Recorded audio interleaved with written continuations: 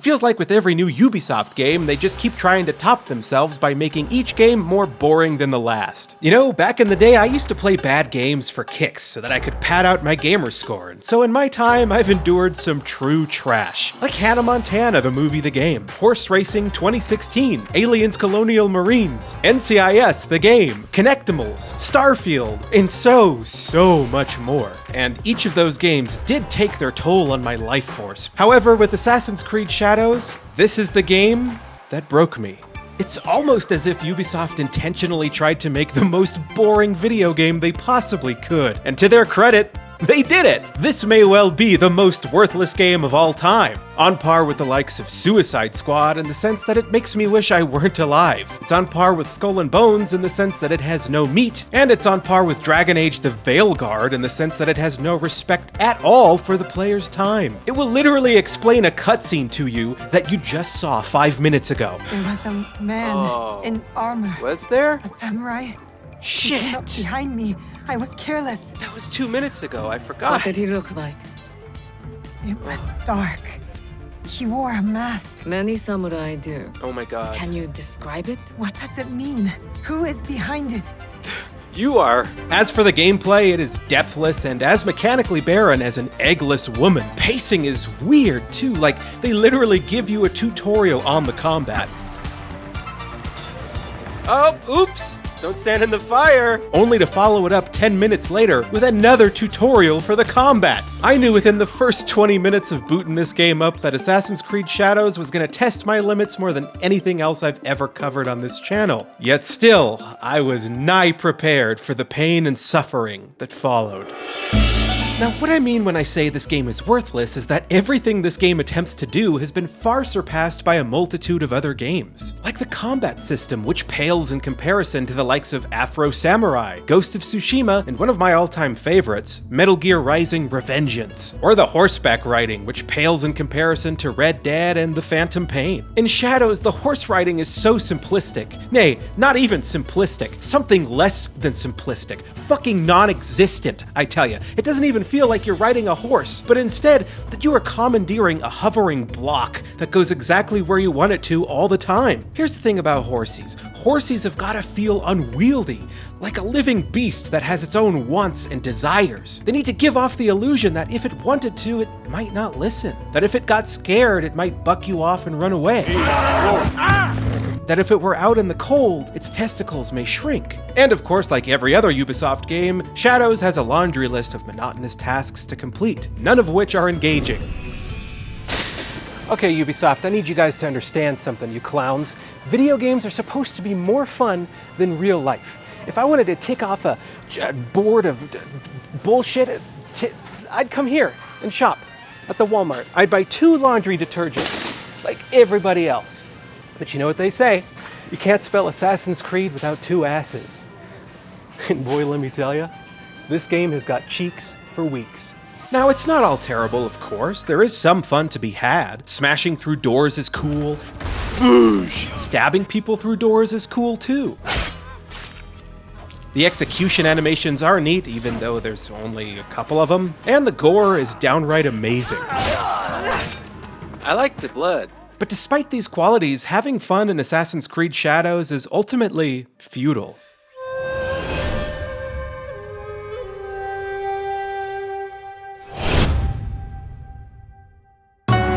In Assassin's Creed Shadows, Ubisoft has blessed us with a beautiful Japan, which we can experience through endless synchronization points. Wow, look at all those views!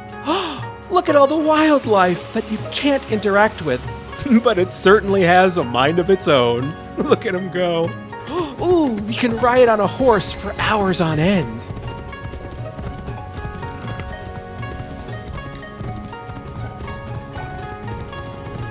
Wait, oh my gosh, how lucky are we that we can watch the wind blow through the bushes. Oh, and the activities are abundant. We can free prisoners one at a time very slowly.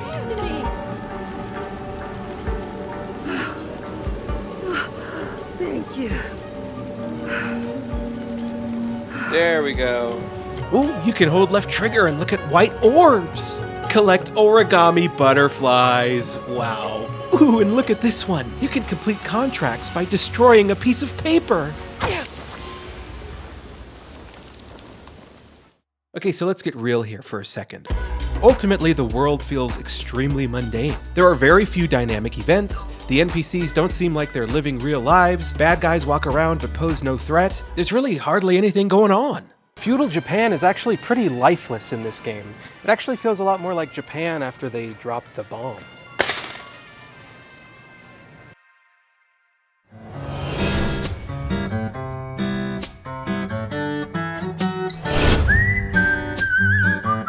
To put how boring this game is into perspective, the most engaged I ever felt was when a chunk of the door that I had accidentally broken got in between me and this chest, which prevented me from opening it. So I had to move the piece of debris away from it using my pro gamer brain. Pretty cool, huh? So during the very first cutscene, I was immediately overtaken by boredom. The camera angles are flat, the voice acting is flat. Lord Nobunaga, I present to you Father Valignano. The pacing of the conversations is excruciatingly slow. Lord Nobunaga commands it.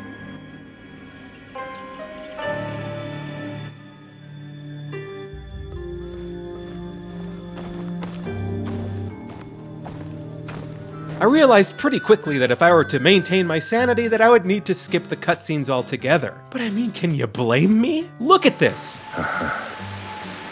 You have found him.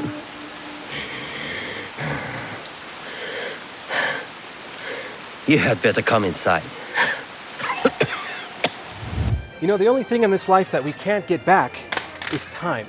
And I'm sure as hell not gonna spend my time listening to some NPC wheeze like Stevie from Malcolm in the Middle. I'm just gonna take my stuff and go home. That's a better use. It was so boring that I really struggled to pay attention, and as a result, I had no idea what was even going on. My heart belongs to you. My blood is eager. I will get you to Miduro Castle.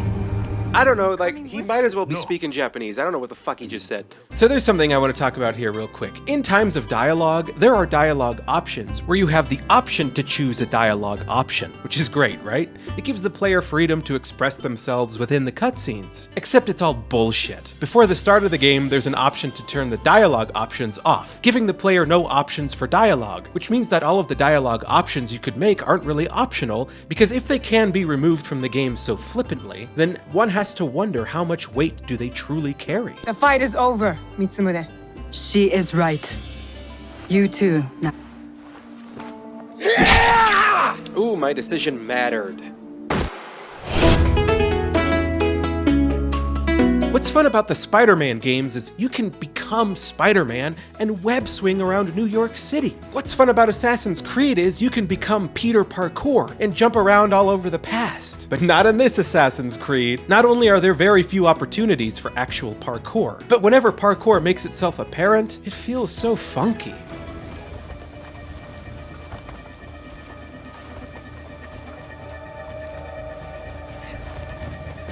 And what makes this so tragic is, you spend an egregious amount of your time running in this game. Running in a straight, unengaging line. It would be awesome if the world were filled with ledges and rooftops to jump through. Obstacles that made the player actually think about how to approach traversal. You know, like in the Assassin's Creed games. Remember those? As for the actual platforming, it feels pretty rough. The grappling is terrible, and the momentum doesn't transfer when you're jumping off of it.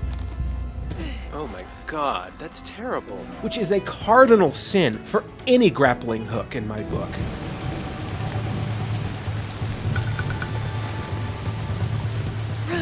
Everything about the platforming feels so stiff and is devoid of any fluidity. And it's janky too, my guy. I had so many instances where the character did not go anywhere near where I was pointing the thumbstick. Why? And like, if it happens once, right? Shame on me. If it happens twice, well, shame on you. Let me jump off, thank you. But if it happens multiple times, shame on you. Be soft. Why? Like, why on earth would I want to continually run into an invisible wall here? What I really want is to drop down and grab the yes, like that. Thank you. It feels like you're constantly wrestling with this game to get it to do what you want. Okay, I'm mashing the A button to go. Okay, thank you. You feel like you're never in full control of your character, and it makes one wonder, why do they call it a controller if I can't even control her? Oh my god, I wanted to jump on the tree, not on the water. You know what's sad is that this game makes me yearn for the Ubisoft of old. And by that I mean the Ubisoft who made Far Cry 6, which was a terrible game by all standards. But if you look at their releases over the past few years, each game has been more boring than the one that came before. Like, Far Cry 6 was pretty rough, but the jank and the gunplay was enough to keep me occupied. Now let's fast forward to Avatar, which was excruciatingly boring, but still manageable. Then we had Skull and Bones, which is the exception to this analogy. I'd hardly even call that a video game, because, well, you need gameplay to be a video game. But then we had Outlaws, which was broken, had terrible shooting, terrible melee, and lackluster traversal. But I was able to trudge through that one too. And then with Assassin's Creed Shadows, it's like they've hit a new low. It's almost as though they've mastered the art of making the least engaging game they possibly can. They're so good at making their games boring that I could swear to God they're doing it on purpose at this point. But I know that isn't the case. The reality is they're just really skilled at making trash. So talented in their incompetence. Such masterful novices that are so adept at being inept. And it is because of this that Ubisoft has become known for making the most soulless games on the market. Oh my god, okay, there's so much goddamn running in this game. I honestly think you spend a majority of your time in this game simply running to and fro. So if your computer can run Assassin's Creed, then you can run in Assassin's Creed, and in Assassin's Creed, all you do is run and run in Assassin's Creed. Take a look at this mission, for example. In the very beginning, you run 200 meters to talk to someone named Matsu. That's Katsu. Then you get to Matsu and you talk to Matsu. Your first battle. Now run 300 meters over to find the scroll. Okay, now after that you gotta actively search for the scroll. Wow, cool. Oh my god, now I gotta look for something? Oh, find the hidden, the heirloom scroll? Oh, we found it. Got it. Okay, cool. Now let's run 500 meters back to talk to Nagato. You guys having fun yet? Oh my god, holy fuck. You see, this here is a terminal symptom of having such a massive open world game. It's just big for the sake of being big. I thought Sakai was big. This is too big. My words exactly. And because it's so big, you're forced to spend a ton of time traversing it, which is not fun. So much of this game has you running through it. And in a game where the parkour is non-existent and the horse riding has no depth, it's like you might as well just be playing a screensaver. Because what you see before you here ain't gameplay, my guy. It's game padding. Also, what in God's name is up with the scout system? When you get a new mission objective, instead of just having a waypoint on the map, you're given 3 hints. He's in southwestern Izumi, he's in Sakai, he is east of the port of Sakai. So then you gotta go to the port of Sakai and wander around looking for him, or you could just ignore that entirely and use a scout to search the area for you on the map, which will then reveal the waypoint. I don't understand this system at all. So to put this into perspective, they are literally forcing us to unlock a waypoint. All this system does is add an unnecessary step between getting the player to their destination. In a game where it already takes the player forever to get to their destination. Then once you get to your destination, half the time you still gotta look for something or someone, which would be fine if exploring these environments was actually fun, but what this boils down to is just more running. Sometimes the mission objectives are just awful too, like cut bamboo. How many bamboos I gotta cut? And then there's all these missions where they have you following people as they walk down a trail for like 2 minutes apiece. This is so like nothing. This is so non-engaging. You can literally hold the A button to make the game auto-follow so that you can go make a sandwich or something while this is happening. Like, holy hell, this is not gameplay, my man. I know they did stuff like this in Red Dead to an extent, but at least in that game, the dialogue and characters were actually interesting. Now, in all fairness though, there was this one time where the game shook things up and forced me to chase a guy rather than just follow him. Okay, I'm chasing him pretty good. Yeah, we bumped into... I'm chasing him. Whoa. But I thought it would be interesting if I compiled all of the segments where I had to follow somebody throughout my playthrough and put them here into a montage to illustrate to you guys just how much of my time was wasted. One date に出かける Sweet talk を聞かせる時には I wanna be clear Treat me like the rest I'll be waving like Sia 次のページに開く新しいストーリーを読む時には I wanna be near タイトルは Nobody but you I don't wanna be without you I don't wanna be without you I don't wanna be without you 一人にしないで I don't wanna be without you I don't wanna be without you I don't wanna be without you 手を離さないで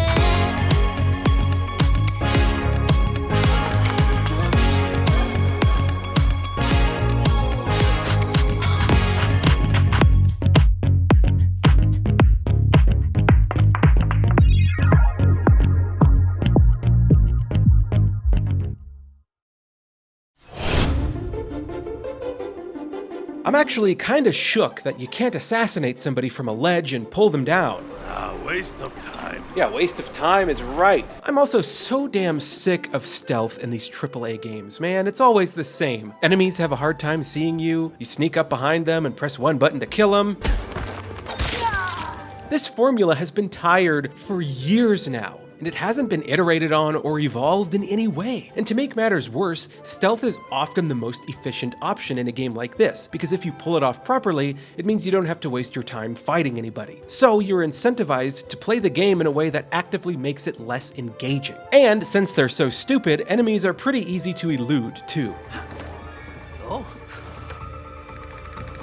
I suppose I should cut Ubisoft some slack here, though, because I have learned that it's generally quite easy to remain undetected from somebody, even in real life. It didn't take me long to discover that it was actually much faster to not be stealthy at all and just let yourself be seen. Then you could run through the enemy base to collect everything you need, be it materials or scrolls for knowledge points. And this works so well because the enemies have absolutely no chance of keeping up with you, especially if you go prone into these little passages. Your foes can't go prone, so they're prone to leaving you all alone. Then they lose sight of you and just reset. And let's say though there was a scenario where I had gotten caught and there happened to be specific targets that I needed to kill, like a samurai, well then I could just reset that encounter by going prone on a rooftop. I did this quite often. And since they had no way of getting up to where I was, they'd lose sight of me pretty quickly, and then they would go near my last known location to investigate me, making them easy prey for assassinations. Now, the fact that you can literally just run through pretty much every stealth encounter kinda shows you just how much of a joke the stealth actually is. But perhaps the game knew I was playing it incorrectly, which is why it gave me a stealth tutorial 10 hours into my playthrough.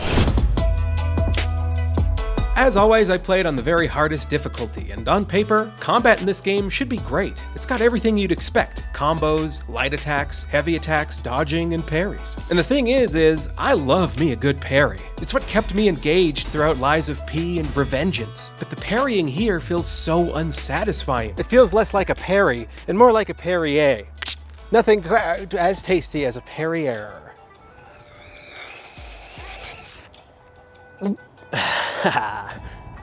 I love this shit, bro. Hey, come over here, camera. Come on in, don't be shy. This is my space. This is where it belongs. Just like Assassin's Creed Shadows. Always wipe after. We'll get that in post, dude, don't worry. I'll fix it in editing. Also, it's almost like the parkour and the combat are constantly at odds with each other. I had an encounter where I had the high ground over this guy, right? And so my gamer brain instinctively presses the jump button so that I can do a jump attack on him. But of course, that didn't go my way. Why? I mean, I guess I'm the idiot for thinking that my character, who is capable of doing parkour, is also capable of doing a jump attack. This did get me thinking though. How cool would it be if they made it so that you could simultaneously do combat while running and parkouring? Imagine sprinting alongside enemies on rooftops, stabbing them, shoving them off ledges, grappling them and stabbing them as you fall to the ground, and then using their body as an impromptu hay bale to dampen your fall. I mean, I think that's the perfect natural evolution for this series, to flow parkour into combat so that they can synergize as one. Like, it's absurd occurred to me that you can't even have a sword fight on horseback, which severely limits combat options and makes the horse even more boring than it already is. If you happen to be at a different elevation than your enemy, well then the game doesn't know how to deal with that.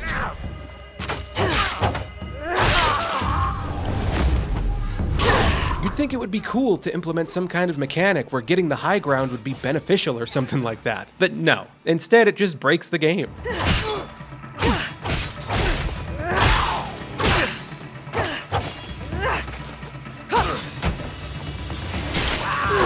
And then you gotta battle with the camera frequently, which is awful. It gets stuck behind things and people, and it sucks.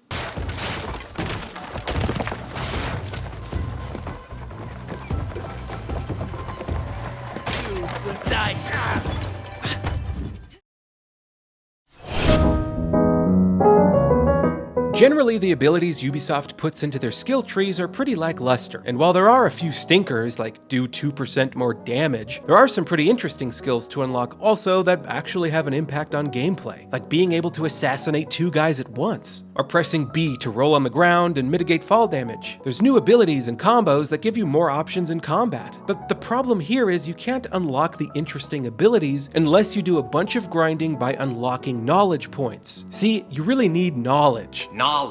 Like, look at this. I can't get this ability to parry a flurry of attacks, which I actually really want, until I get to knowledge rank 4, which means I need to get 40 knowledge points minimum. And to get just 1 knowledge point, I need to play some boring ass side activities that require me to run around an area and find 3 scrolls.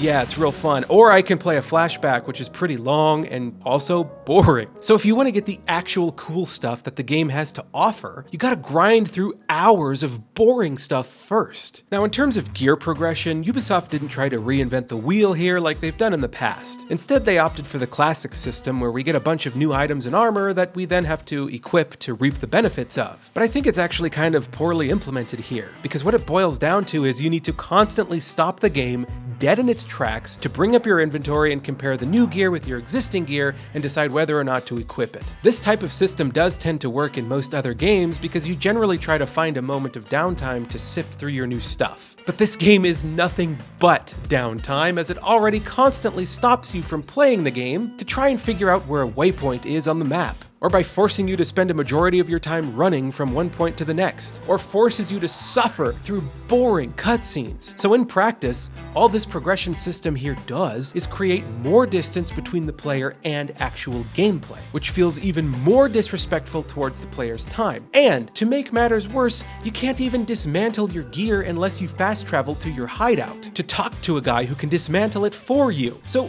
to put that into context, imagine if in Destiny you couldn't dismantle any gear unless you brought it to the tower first. Or it would be like in real life if I had to come out here and throw my trash away every single time. Wouldn't that be stupid? Yeah, it is stupid. How many, those fuckers at Ubisoft need some more knowledge points in their brain.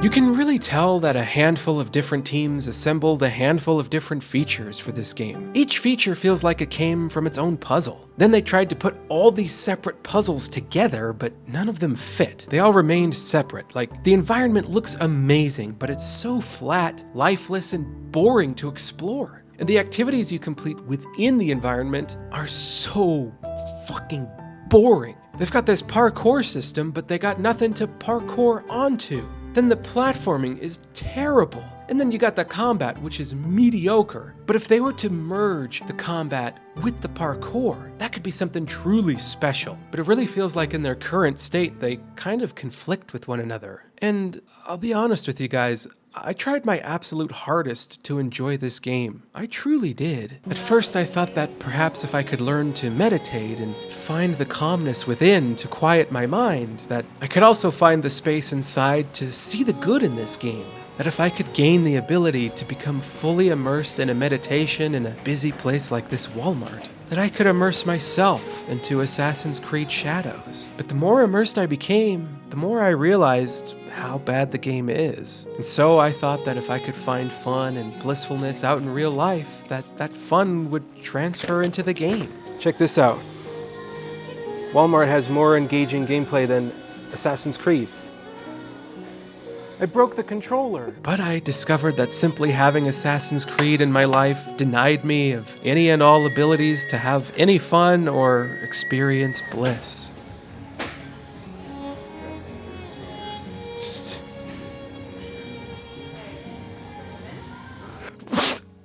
It's expired. Which left me with two choices. Either I keep playing the game and finish it for this review, or I recede into the shadows and assassinate myself. I went with the third option that I didn't think of until just now, that I'd quit playing, uninstall the game, and make the video anyway.